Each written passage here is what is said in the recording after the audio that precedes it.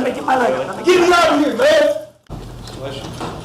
Thank you, Your Honor. We are present in the State of Ohio versus Dennis Welk in case number 25-CR-206. The defendant is in court represented by counsel. We were last here on May 14th where the defendant pled guilty to count 5 and count 6, both being sexual battery felonies of the 3rd degree. At that time, the court referred the defendant for a pre-sentence report and victim impact statement. Those reports have been completed and the state is prepared to proceed with sentencing. Mr. Watson. Thank you, Your Honor. May it please the court. I'm going to be brief. This was a heinous crime, Judge. This was horrible in a lot of ways, but most importantly, because this was a minor child who almost assuredly didn't fully understand what was going on with somebody whom was entrusted to love her and to protect her. However, Your Honor, this is not indicative of who Mr. Welk is as a person. Yes, he has a record. Yes, he has been to prison, but it's mainly in the past been for drug offenses, I believe some theft offenses, nothing of this magnitude. On this day, and this is not an excuse, Judge, for his behavior, but on this day, Mr. Welk was drinking a lot, was highly intoxicated, and took advantage of his stepdaughter. Since the day I met him, he is in disbelief that he did this. He has expressed to me his remorse and his sadness and how he hurt her, how he hurt his wife, how he hurt the rest of his family. He knows, Your Honor, that he's going to be spending a lot of time in jail coming up. I know there's discretion with the plea with how much time that equates to. This court has a lot of discretion with that. Earlier in chambers, the state and I presented to the court a joint recommendation for 8 years. I'm going to respectfully ask the court to consider imposing that sentence because I believe Mr. Welk is remorseful. I believe that this is not who he is as a person, and I'm hoping when his time is up and he gets out, which by the way, he's going to be reporting as a sex offender for the rest of his life, so he's going to be under a microscope, he's going to be monitored for the rest of his life, but I'm hoping that he'll be able to piece things together, make amends with at least part of his family. I don't know if he can ever make full amends with everybody or not.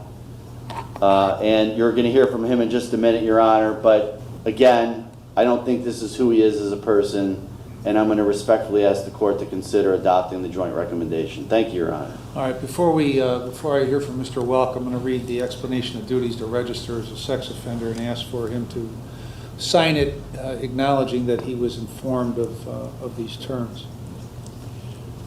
This is Lake County case number 25-CR-206, 2 counts under 2907.03, subsection A5. Dennis V. Welk Jr., 35461 Lakeshore Boulevard in Eastlake.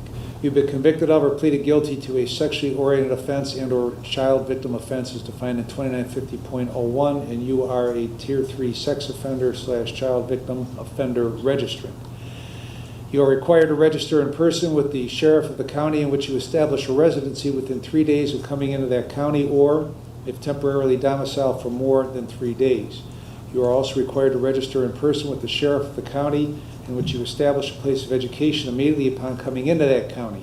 If you establish a place of education in another state but maintain a residence or temporary domicile here, you are also required to register in person with the sheriff or other appropriate official in that other state immediately upon coming into that state.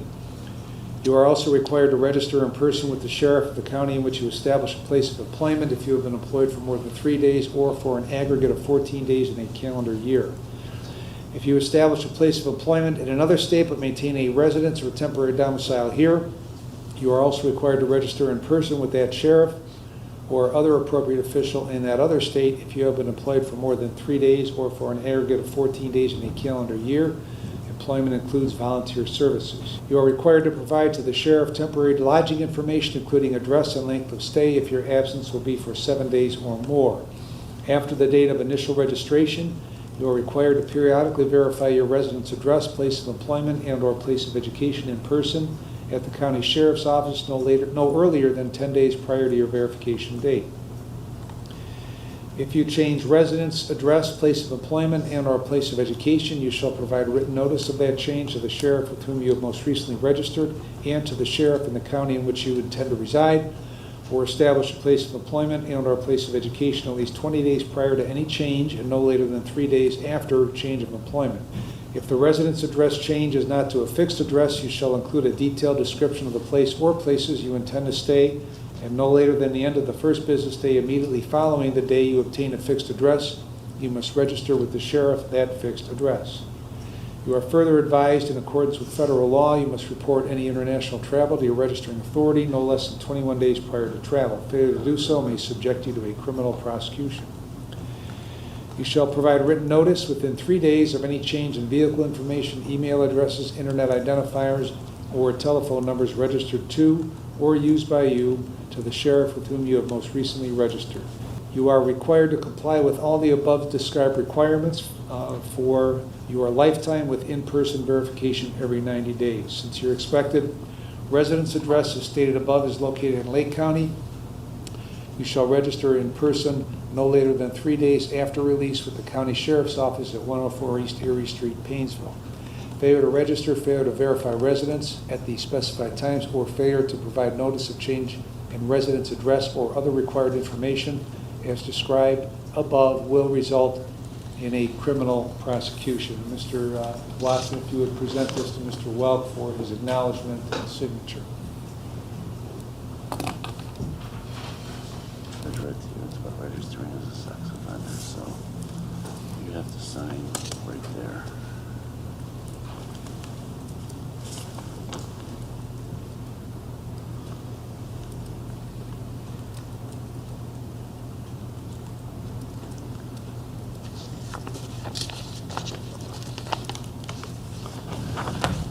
May I approach, Your Honor? Yep.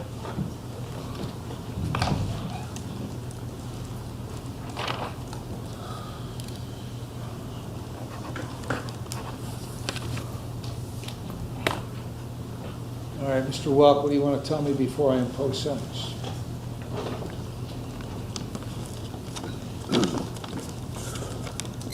First and foremost, I'd like to apologize to the courts for appearing before them today. I'd like to apologize to the victim in this case. I'm not going to use alcohol or drugs as an excuse for anything. However, alcohol was a main factor in this case.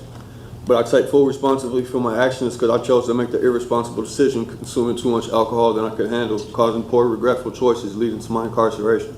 I've read the police reports and feel ashamed, embarrassed, and hurt because that's not the person I am.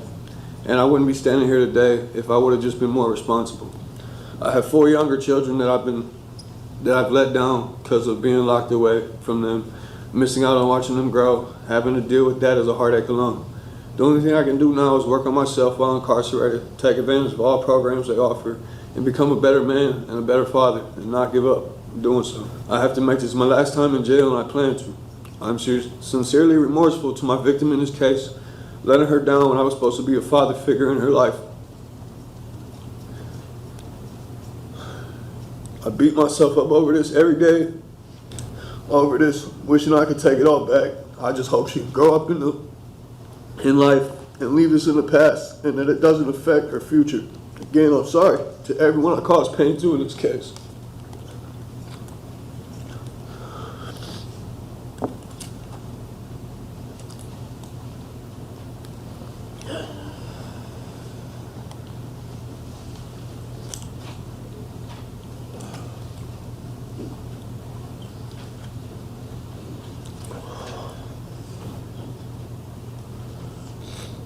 Ms. Alessi? Thank you, Your Honor. One thing that the defendant said today in court, and even in his pre-sentence report, that stood out to me is that he was supposed to be a loving and caring father. And I couldn't agree more with that.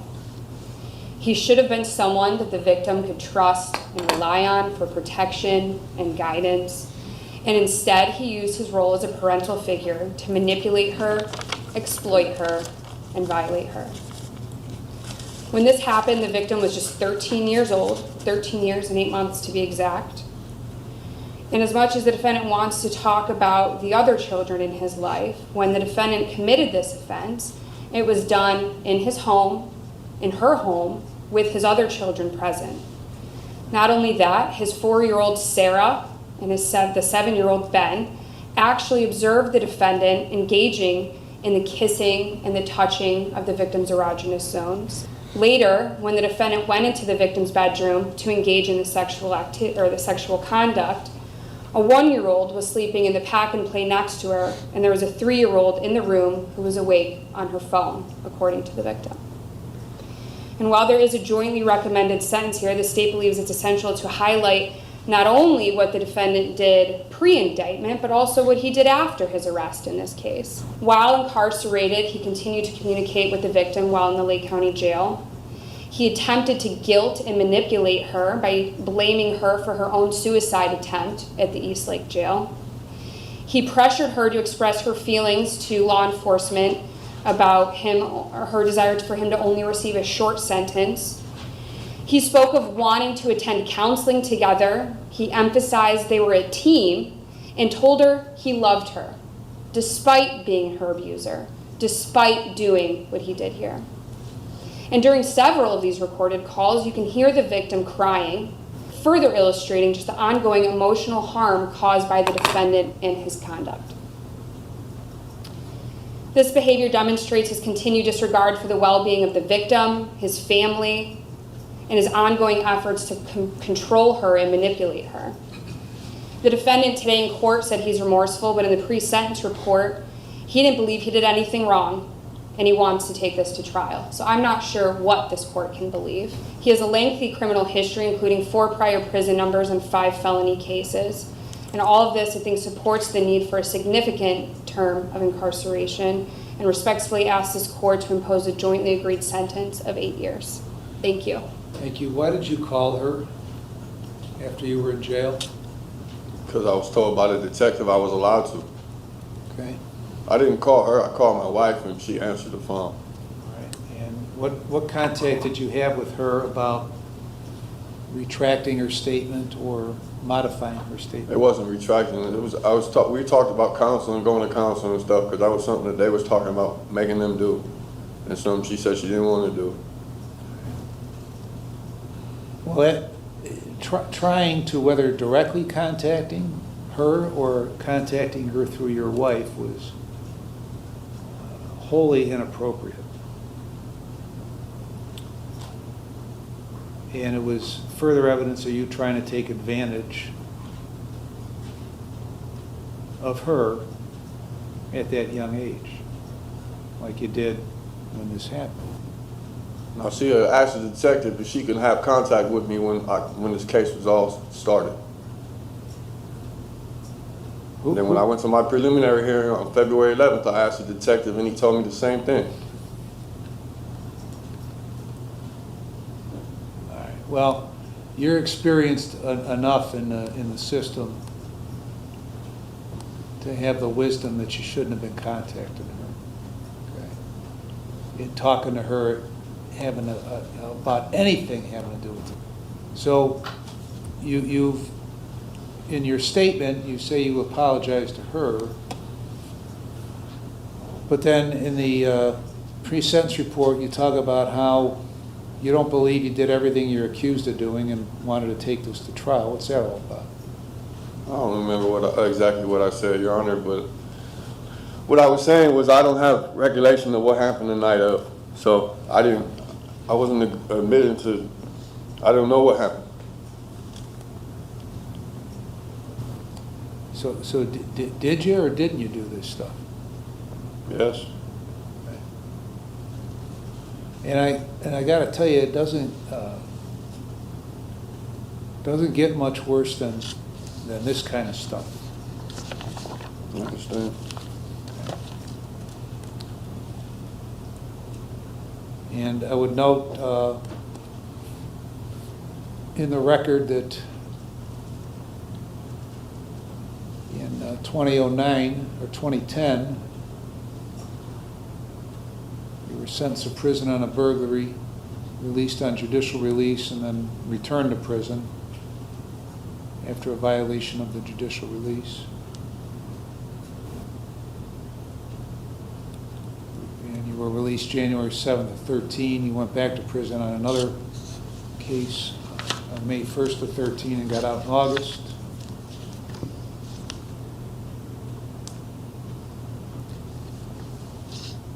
Went to prison on an attempted burglary, trespass and a habitation, breaking and entering June 23 of 16 through August 5 of 18.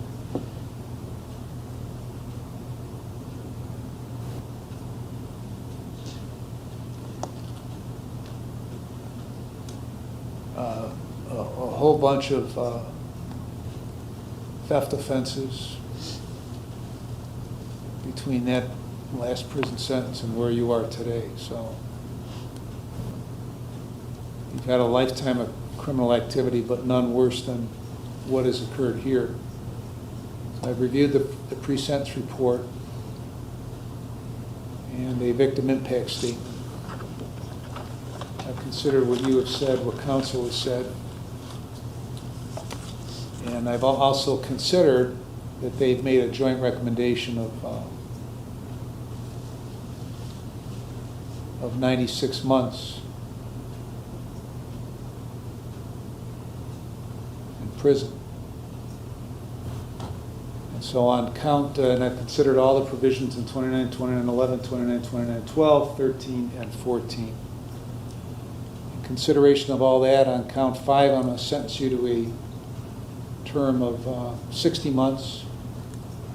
On count 6, I'm going to sentence you to a term of 60 months that will be consecutive to one another with credit for 143 days. And consecutive sentences are necessary to protect the public from future crime by you and for appropriate punishment. I'm ready to get out, man. Come on, man. What the fuck you mean, man? Stay down. No, man. Get me the fuck out of here, man. No, And- I fucking took my plea back, man. Get me the fuck out of here, man. Get me out of here. Get me out of here, man. Get me out of here, man. Almost done, Judge. Get me the fuck out of here. And they- No, man. Get me out of here. Get me out of here, man. What the fuck you mean, nigga? Get me the fuck out of here. Man, get me the fuck out of here, man. Let me get my leg. Get me out of here, man. Take him in the chair. Okay, we're in this chair. We're in the water. We're in the water. Only on your visiting list. For jail and All right, man. Stop touching me, man. I'm not doing shit, man. I'm not doing shit. I'm not doing shit.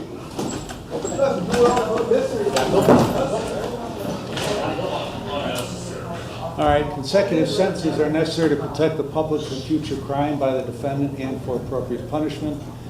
And they are very proportionate to the seriousness of the conduct and the danger he poses to the public.